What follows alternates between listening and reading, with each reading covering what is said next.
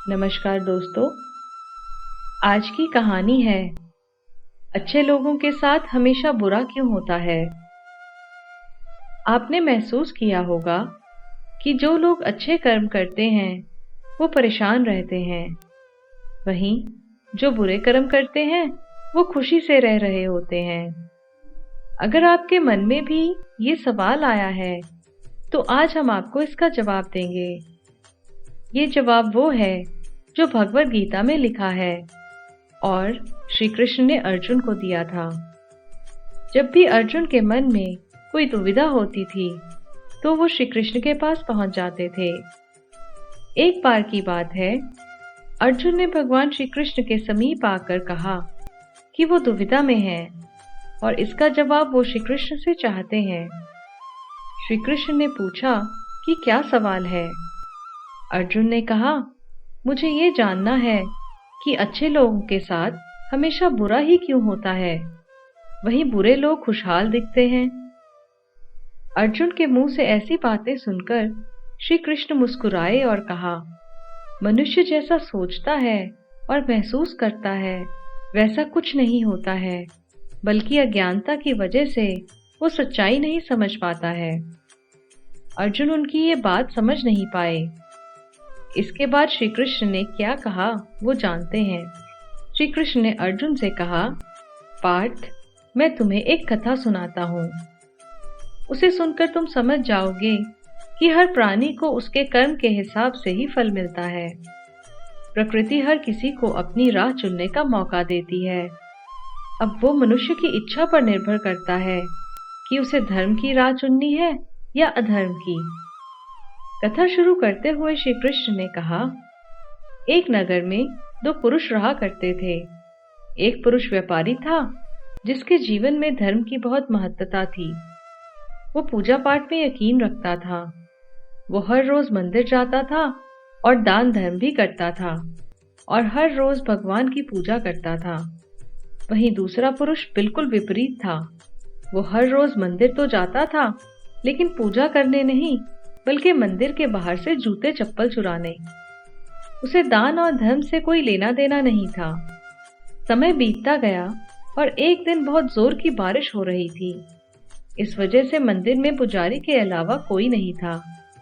ये बात जब दूसरे पुरुष को पता चली तो उसने कहा कि ये सही मौका है मंदिर का धन चुराने का।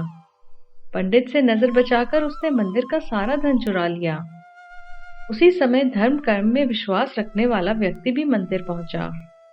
दुर्भाग्य से मंदिर के पुजारी ने उसे ही चोर समझ लिया और चिल्लाने लगा। वहां लोग एकत्रित हो गए और उसे बहुत मारा। किसी तरह वो बचते बचाते वहां से निकला तो दुर्भाग्य ने उसका साथ वहां भी नहीं छोड़ा। मंदिर के बाहर वो एक गाड़ी से टकरा गया और घायल हो गया। फिर वो व्यापारी लंगड़ाते हुए घर जाने लगा तो रास्ते में उसकी मुलाकात उस पुरुष से हुई जिसने मंदिर से धन चुराया था। उसने कहा, आज तो मेरी किस्मत चमक गई, एक साथ इतना सारा धन मिल गया। ये सब देखकर उसे बहुत बुरा लगा और उसने अपने घर से भगवान की सारी तस्वीरें निकाल दी। कुछ सालों बाद दोनों पुरुषों की मृत्यु हो गई। मरने के बाद जब दोनों यमराज की सभा में पहुंचे और भरे पुरुष ने दूसरे व्यक्ति को देखा तो उसे बहुत गुस्सा आया। उसने क्रोधित होकर यमराज से पूछ ही लिया, मैं तो हमेशा अच्छे कर्म करता था, दान में विश्वास रखता था, उसके बदले जीवन भर मुझे अपमान और दर्द ही मिला, और इस व्यक्ति को नोटों से भरी पोटली, आखिर ऐसा भेदभाव क्यों? इस पर यमराज ने कहा, पुत्र, तुम गलत समझ रहे हो। जिस दिन तुम्हारी गाड़ी से टक्कर हुई थी वो दिन तुम्हारे जीवन का आखिरी दिन था, परंतु तुम्हारे अच्छे कर्मों की वजह से तुम्हारी मौत सिर्फ एक छोटी सी चोट में बदल गई। तुम इस दुष्ट व्यक्ति के बारे में जानना चाहते हो? दरअसल इसके भाग्य में राजयोग था, मगर इसके कुकर्मों और अधर्म की वजह से वो सिर्फ एक छोटी सी धन की पोटली में बदल गया। कथा सुनाने के बाद श्री कृष्ण अर्जुन से कहते हैं, पार्थ, क्या अब तुम्हें तुम्हारे सवाल का जवाब मिल गया? ऐसा सोचना कि भगवान तुम्हारे कर्मों को नजरअंदाज कर रहे हैं, ये बिल्कुल भी सत्य नहीं है। भगवान हमें कब क्या किस रूप में दे रहा है मनुष्य को समझ में नहीं आता है, मगर आप अच्छे कर्म करते रहें तो भगवान की कृपा हमेशा बनी रहती है। इसलिए अपने अच्छे कर्मों को बदलना नहीं चाहिए, क्योंकि उसका फल हमें इसी जीवन में मिलता है। इसलिए मनुष्य का फर्ज है कि वो हमेशा अच्छे कर्म करते रहें, क्योंकि श्री कृष्ण ने गीता में भी बताया है कि किसी के द्वारा किया गया कर्म बेकार नहीं जाता है, चाहे वो अच्छा हो या बुरा। कहानी सुनने के लिए आपका धन्यवाद।